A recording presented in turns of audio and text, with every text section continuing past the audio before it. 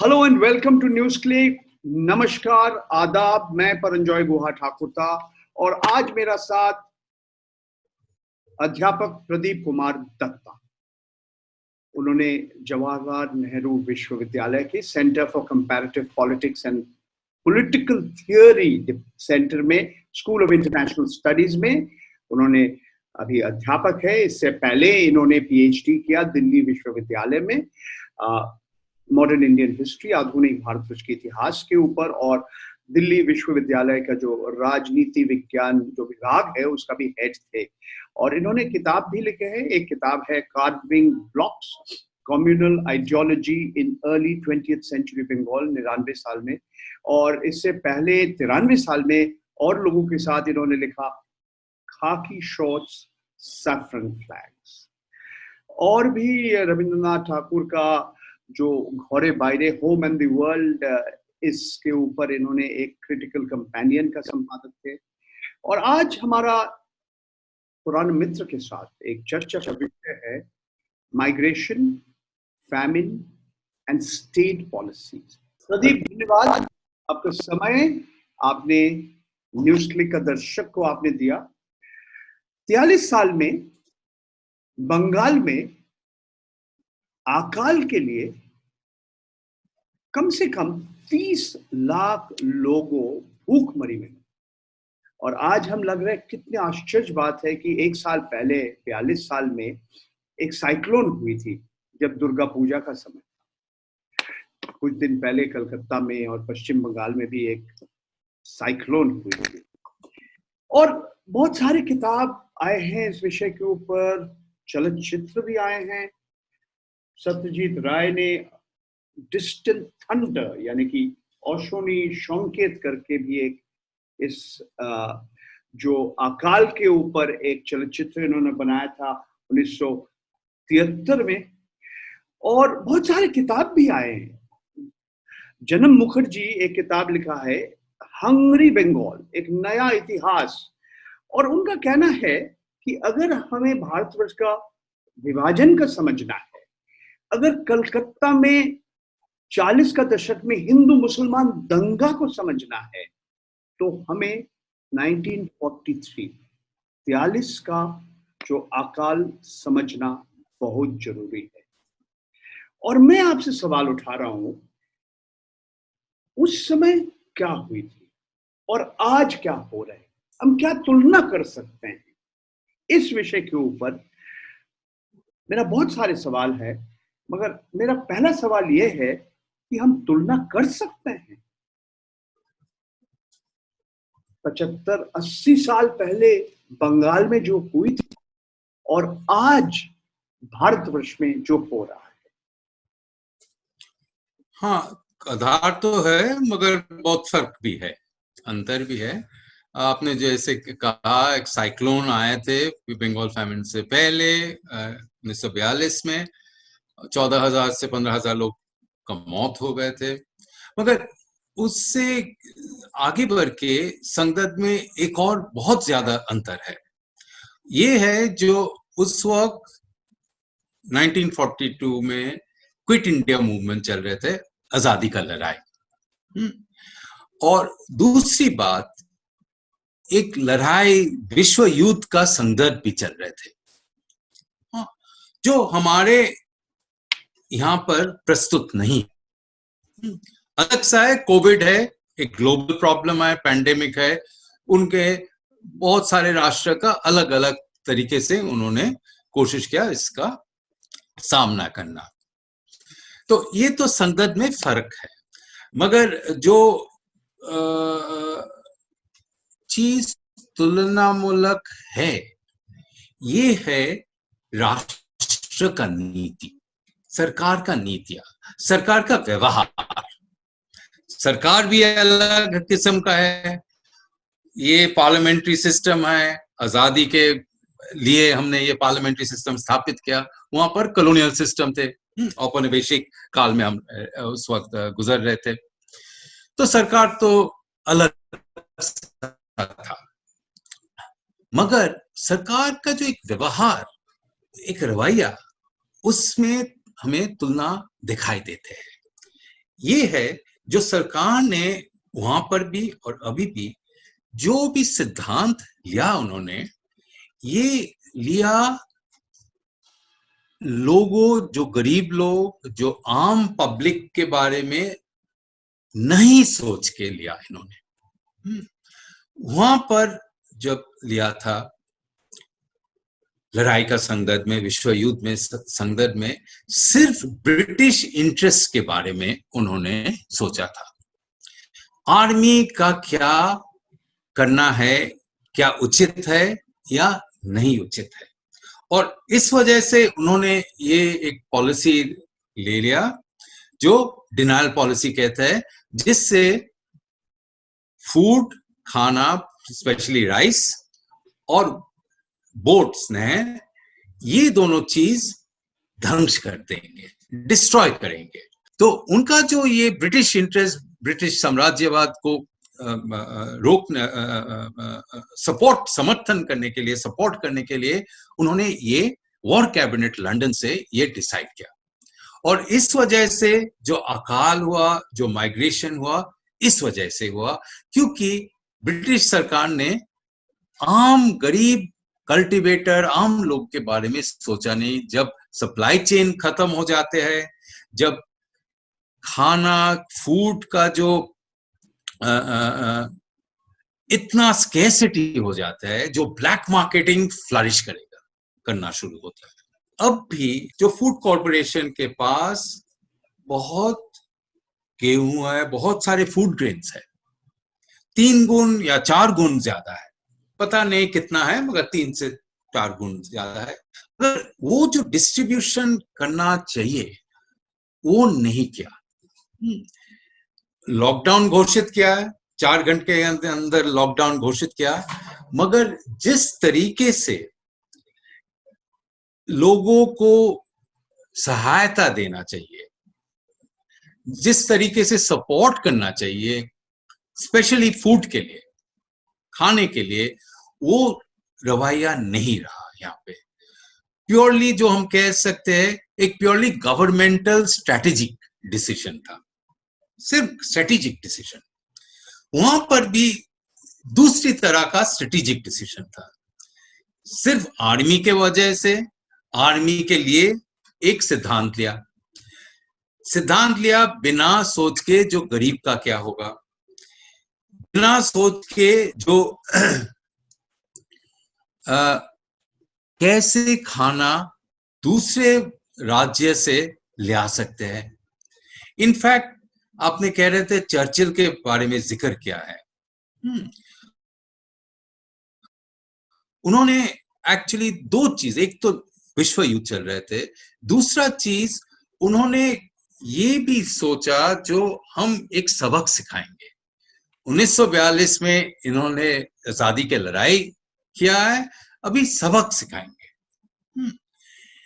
हम जब यहां पर आ रहे हैं, हमें शायद ये नहीं है जो सबक सिखाने के लिए है। यहाँ पर जो स्ट्रेटेजिक डिसीजन यहाँ है, ये आधार है जो बिना चिंता करके, बिना सोच समझ के, जो इसका असर क्या हो सकता है, एक इमीडिएट ड्रामेटिक जो एक ड्रामा होता है, जो एक लॉकडाउन होगा, 4 घंटे में होगा, पूरा दुनिया ने सोचेंगे हाँ कितना बढ़िया चीज हुआ, शायद ये सारे चीज सोच के ये लॉकडाउन हुआ। स्वास्थ्य के बारे में भी शायद थे ये भी, मगर 4 घंटे में बिना सोच के जो कैसे फूड सप्लाई चेन कैसे रहेगा, ये बिना सोच के ये लॉकडाउन क्या है। प्रदीप, दूसरा मगर चीज जो लॉकडाउन, हाँ बताइए। मैं इसी के ऊपर और भी कहना चाहता हूं। देखिए, जैसे हम तुलना किया 40 का दशक, ब्रिटिश सरकार, आज का सरकार, आज भी हम देख रहे हैं फूड कॉर्पोरेशन ऑफ इंडिया के पास चावल और गेहूं है। इसको कौन वितरण करेगा? केंद्रीय सरकार का एक भूमिका है, राज्य सरकार का एक भूमिका है, और एनजीओ यानी कि गैर सरकारी संस्थाओं का भी एक भूमिका है। मगर आज एक आश्चर्य स्थिति में है, जो हमारा सेना जो है, इंडियन आर्मी, उसको नहीं बुलाया कि आप जो प्रवासी मजदूर को एक जगह से दूसरा जगह जाने का मदद करो, उसको खाद्यान्न वितरण करो, उसको पक्का खाना बना के खाना खिलाओ। कुछ लोग कुछ गैर सरकारी संस्था, कुछ एनजीओ कर रहे हैं। तो सचमुच हमें लग रहा है कि मोदी सरकार का जो रिएक्शंस है एकदम ब्रिटिश सरकार का रिएक्शन की तरह है। 75 साल पहले जो हुई थी, 80 साल पहले जो हुई थी। एक तो बहुत कॉमन चीज है, एक व्यवहारिक जो मुद्दा है, जो इशू है, वो व्यवहार बिल्कुल तुलनामूलक है, जो मैंने बताया था। और फूड कॉर्पोरेशन में खाना भी है, सप्लाई भी हो सकता है, मगर नहीं दे रहे। वहां पर आर्मी एटलीस्ट वाज ऑक्यूपाइड, कुछ लड़ाई में थे, मगर यहाँ पर कोई लड़ाई का भी कुछ परिस्थिति नहीं है। यहाँ पर आर्मी, सरकार, राज्य, इतना सारे हमारे रिसोर्सेज है, इंस्टीट्यूशनल रिसोर्सेज, हाँ, कुछ भी हमें इस्तेमाल नहीं हो रहा है।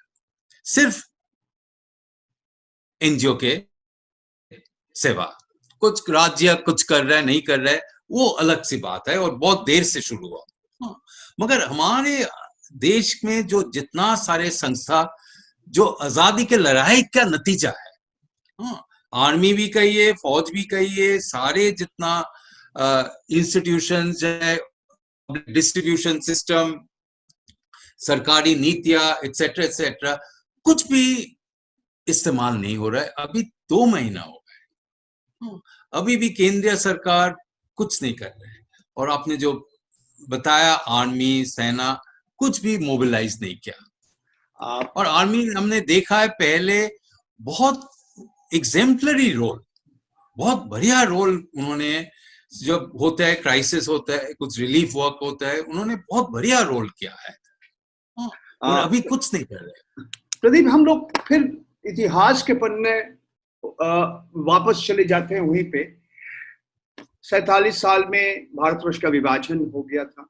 उससे पहले हिंदू मुसलमान दंगा शुरू हुई थी और चलता रहा, एकदम 48 तक तो जरूर चला। और साथ साथ हम देखा पलायन। और बहुत लोग कहते हैं विश्व में इतना बड़ा, जो कहते हैं फोर्स्ड माइग्रेशन, बहुत कम समय में, बहुत कम जगह, बहुत इतिहास में हम बहुत कम देखा। और हमने देखा कि कम से कम 1.5 करोड़ लोग, ज्यादा से ज्यादा बंगाल और पंजाब से पलायन किया, रेफ्यूजीज बन गए थे, शरणार्थी बन गए थे, उद्वास्तु बन गए थे। और उस समय भी लगभग, कोई कहते हैं 15 लाख, कोई कहते हैं 10 लाख, कोई कहते हैं 20 लाख लोग का मौत हो गई थी वही 3-4 साल में। मेरा कहना है कि उस समय जिस तरह से हम पलायन देखा, आज का जो पलायन हम देख रहे हैं, जो प्रवासी मजदूर सब कुछ भूल के अपने घर के तरह जा रहे हैं, और हम हर रोज टेलीविजन का पर्दा में, अखबार में, वेबसाइट में पढ़ रहे हैं, पैथेटिक टेरिबल स्टोरीज जो हम सुन रहे थे, हम उसके साथ भी तो तुलना कर सकते हैं ना? हाँ और ना। थोड़ी सी एक बहुत जनरल से बात में तुलना हो सकता है। ये जनरल सा बात है, जो कोई क्राइसिस, जब सामाजिक एक क्राइसिस होता है ऐसे, या नेचर बेस्ड क्राइसिस, प्राकृतिक क्राइसिस, तब समाज का विभाजन और भी स्पष्ट हो जाते हैं। उस वक्त एक पलायन का जनरल परिस्थिति था। बॉम्ब के लिए कलकत्ता से वापस बाहर जा रहे थे, मगर ज्यादातर लोग कलकत्ता में आ रहे थे। और लोग कौन थे? गरीब लोग। और उनके पास कुछ भी नहीं थे, जो कल्टीवेटर्स एक्सेट्रा। अंतर अभी जो है, जो हम मध्यम वर्ग का जो लोग हैं, हम लॉकडाउन में हैं, मगर जो गरीब है उन्होंने पलायन करना है। एक बहुत बड़ा अंतर है। हाँ, ये तो सच है, जो पलायन कर रहे हैं वहां पर उनका परिस्थिति बहुत ही बुरी हालत है। मतलब शब्द से उसको विवरण नहीं कर पाते हैं कभी कभी। बंगाल फामिन में शायद और भी खराब हालत थे।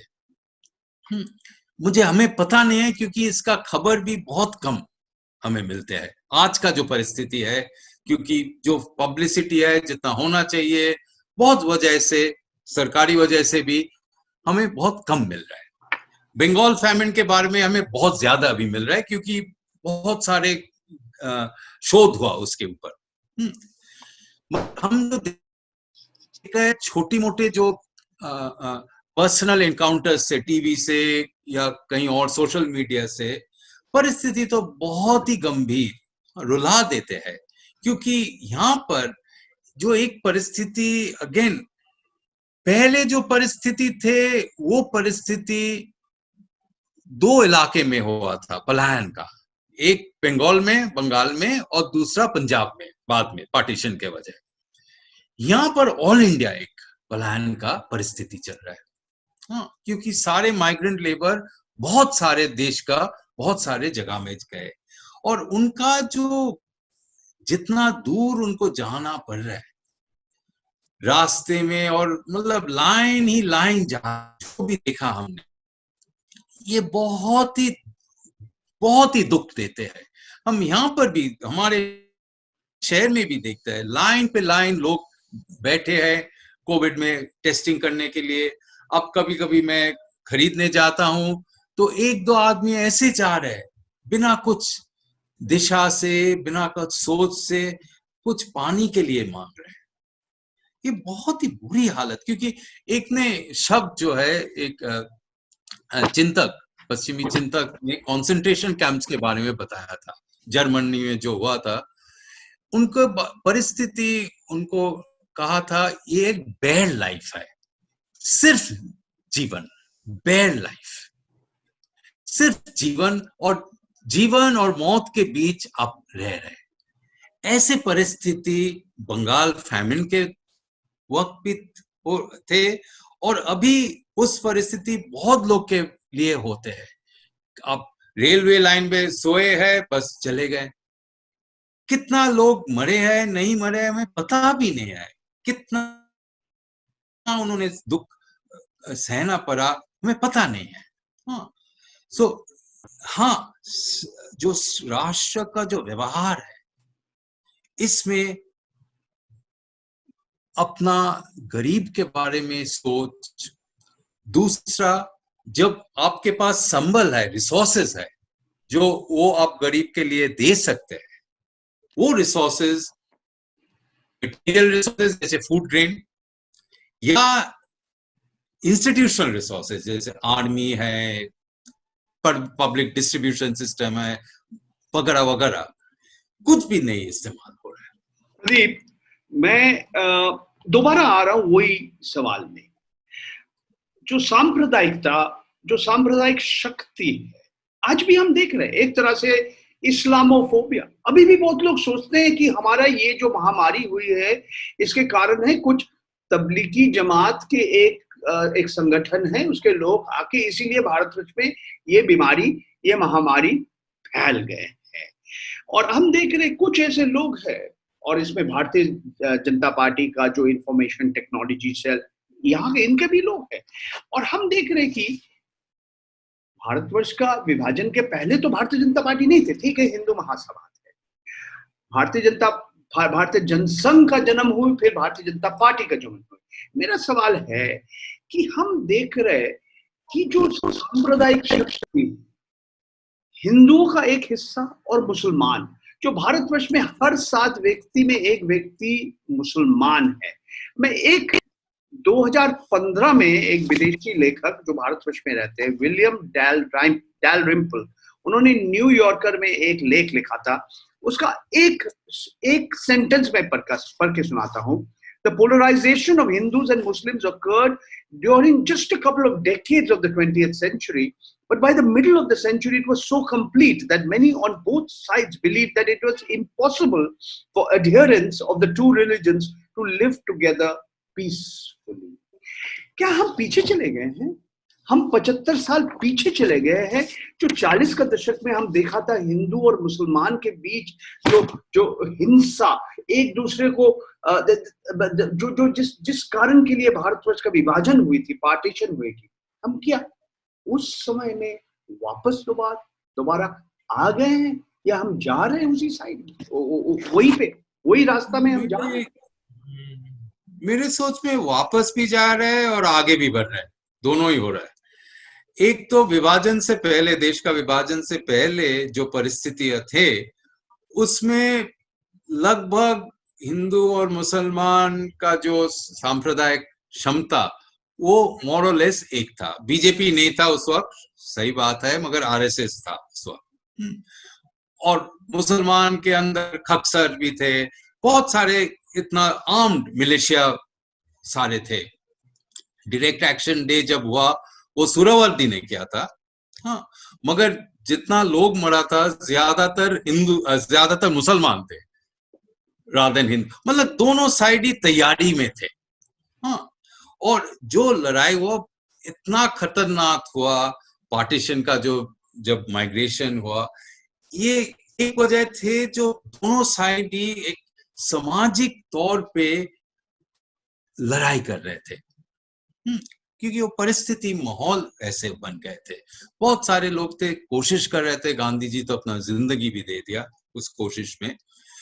लोग ऐसे नहीं था, जो लोग का चेतना भी आते थे। जब गांधी जी ने नोआखाली में गए तो जो दंगे होते थे वो दंगा उसी वक्त खत्म हो गए थे। तो वहां पर एक सोच में भी, हाँ, नफरत के सोच भी थे और अमान के भी सोच थे, शांति के भी सोच थे, दोनों ही चीज दिल में थे उस वक्त, उस परिस्थिति में। आप जब आगे बढ़ के हमारे यहाँ आज में आ जाते हैं, आज के दिन में, ये है जो क्षमता एक नहीं है।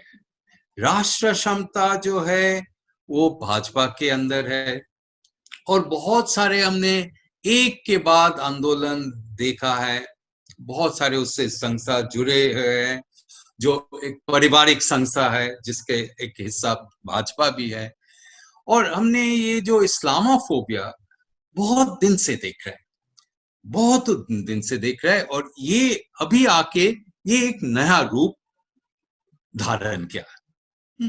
मगर इसका जो नतीजा है ये नहीं, विभाजन का नतीजा नहीं है, ये इसका नतीजा और या डायरेक्शन में जो जा रहे हैं ये है जो मुसलमान का जो नागरिकता हिंदू नागरिकता से अलग है, समान नागरिकता नहीं, सेकंड क्लास इक्वल सिटीजनशिप के ऊपर ये एक चोट पहुंचा रहे हैं। प्रदीप, मैं वापस चला जाता हूं जहां से हम लोग शुरू किया था, और आपके साथ मेरा संपर्क बहुत सालों का है, 50 साल से भी ज्यादा, 55 साल हो गया हम दोनों का दोस्ती कलकत्ता से। हाँ, बिल्कुल।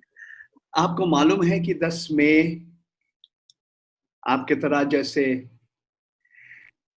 अध्यापक, ऐतिहासिक हरि वासुदेवन, मेरा बहन के साथ उनका विवाह हुई थी, उनका बेटी भी है, उनका मृत्यु हो गए थे 10 तारीख के दिन कोविड के लिए। उनका जो आखिरी लेख था जो न्यूज क्लिक छपा था, food is a necessity, so is making it available. हाँ, हम जी नहीं पाएंगे अगर हमें खाद्यान्न नहीं मिलेगा, मगर सरकार का काम है इसको वितरण करना, लोगों के पास पहुंचाना। तो ये सवाल उन्होंने बार बार उठाया, और ये जो समस्या है पंडित जवाहरलाल नेहरू से आज नरेंद्र मोदी के सामने ये बड़ा समस्या है। कौन वितरण करेगा, कैसे वितरण करेगा? आज जो प्रवासी मजदूर है, जो सड़क में है, जो राजमार्ग में पता नहीं हजारों किलोमीटर पैदल जा रहे, साइकिल जा रहे, इनके लिए इनको कौन खाना देंगे, कौन पुष्टिकर खाना देगा? और हरि वासुदेवन जिन्होंने लिखा था, और उन्होंने जो उनका अपना लेख खत्म किया एक सेंटेंस, कि जिस तरह से हम देख रहे हैं आज हमारा सरकार का व्यवहार, this is an appalling comment on where India's republic has arrived, when much of its original project was to deal with these very problems. जब स्वाधीनता आया था, 70 साल से भी ज्यादा हो गया अभी, यही तो हमारे सबसे बड़ा सामने लक्ष्य था कि लोग भूखमरी में नहीं मरेगा। हम वापस चले गए उस दिन के समय। आपका आखिरी जो आप कहने चाहेंगे, आप कहिए। नहीं, हरि जी का तो ये बहुत ही महत्वपूर्ण एक आर्टिकल, बहुत ही इम्पोर्टेंट सवाल ने उन्होंने पूछा, उठाया वहां पे, और अंत में ये सवाल ऐसे उठाना बहुत ही ज्यादा महत्वपूर्ण लगता है हमारे लिए। एक दो चीज और उससे जोड़ना चाहता हूं, हरि जी का जो आपने जो बताया और हरि जी का आर्टिकल का भी बारे में। पहला, जो एक चीज हम भूल जाते हैं आजकल, जो खाने के बारे में सोचना, वितरण करना, ये सरकार का कोई मर्जी नहीं है इसमें। ये कोई वो फेवर नहीं कर रहा है, किसी को कुछ दान नहीं दे रहे। हम भूल जाते हैं जो हमारे आजादी सिर्फ नेता के लिए नहीं हुआ था, हमारे आजादी गरीब का शामिल होने के वजह से ये आजादी हमें मिला था। गांधी जी ने सबसे बड़ा महत्वपूर्ण जो कंट्रीब्यूशन था, जो मैस पार्टिसिपेशन लाया है। पहले आजादी के लड़ाई में कौन थे? हम मध्यम वर्ग थे, और मध्यम वर्ग से डरते नहीं थे ब्रिटिश। डरा इस वजह से क्योंकि इतने सारे लाखों करोड़ों लोगों, आदिवासी से लेकर फार्मर, इन्होंने आंदोलन में शामिल हुआ। इसी वजह से ब्रिटिश साम्राज्य ताकत थे, ठीक है, उसका थोड़ी सी दुर्बल हो गए, तब भी ताकत थे, और जाने का उनका मतलब कोई मर्जी नहीं थे जो जाएंगे, मगर जाना पड़ा इसलिए क्योंकि डर के मारे। हाँ, और जब हमारे संविधान हुआ, हमने जो पीडीएस ये सारे चीज किया, ये इस चीज से, इस सोच से हमने किया है, जो हमने ये दान नहीं कर रहे, ये इनका अधिकार है, क्योंकि हम सब लड़ाई के लिए, आजादी के लिए लड़ाई किया है, और ये हमारे कर्तव्य सिर्फ नहीं है, इनका अधिकार है, क्योंकि हर लोगों का अधिकार है आजादी में। और ये चीज, एक और चीज जो हरि जी ने वहां पर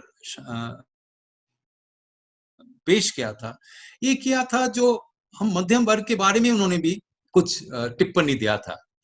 जो हम आजकल बहुत कुक बुक्स देखते हैं, बहुत खाने का मजा लेते हैं, और ये अभी एक बहुत मध्यम वर्ग का एक बहुत बड़ा सा हिस्सा बन गया।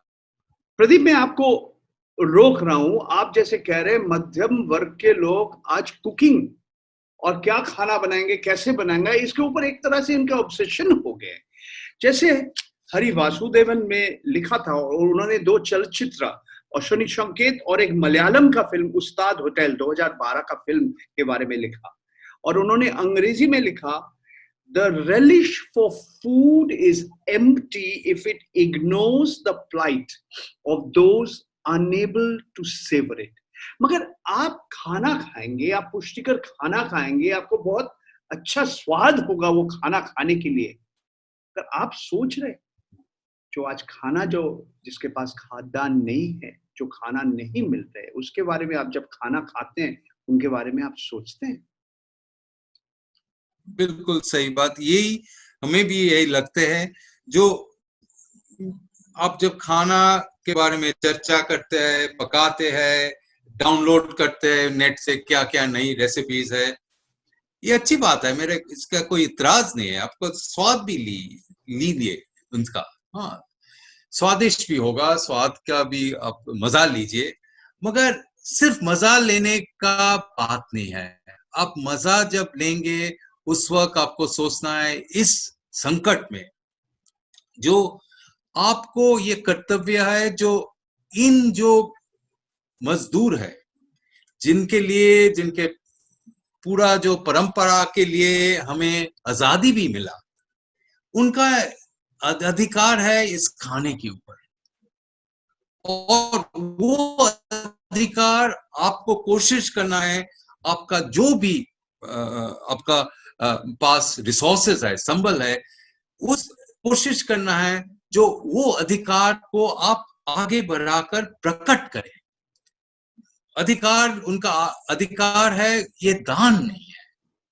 और अधिकार को आपको मदद करना है कहां पर, दान, सिर्फ दान नहीं देकर, मगर जब जब दान देंगे वो उनका ये सोच के दान देंगे जो इनका ये अधिकार है ये खाना धन्यवाद। ऊपर, क्योंकि आजादी के ऊपर सबका आजादी, सबका अधिकार है।